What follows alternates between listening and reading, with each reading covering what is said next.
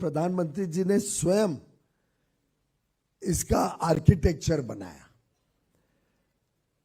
और ये भी एक तरीके से प्रधानमंत्री जी की सोच का एक प्रतिबिंब है। कहा जाता है कि मुफ्त में बिजली मिलेगी, फिर आस्ते आस्ते पावर कट शुरू होते हैं, आस्ते आस्ते वो बिजली 24 घंटे के बदले 20 से 16 से 12 घटते रहती है।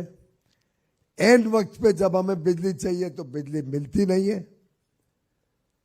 प्रधानमंत्री मोदी जी ने तो गुजरात में एक मॉडल डेवलपमेंट बनाया था, स्टेट बनाया था, जिसमें ऊर्जा क्षेत्र पे सबसे ज्यादा बल दिया था।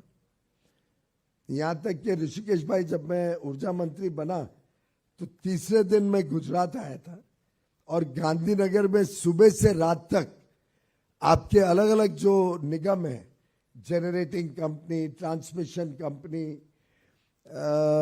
डिस्ट्रीब्यूशन कंपनी, सभी के साथ मेरी क्लास ली थी कि कैसे, मुझे सिखाया था कि मुझे क्या करना चाहिए केंद्र में। How do I duplicate the Gujarat model of development in the country.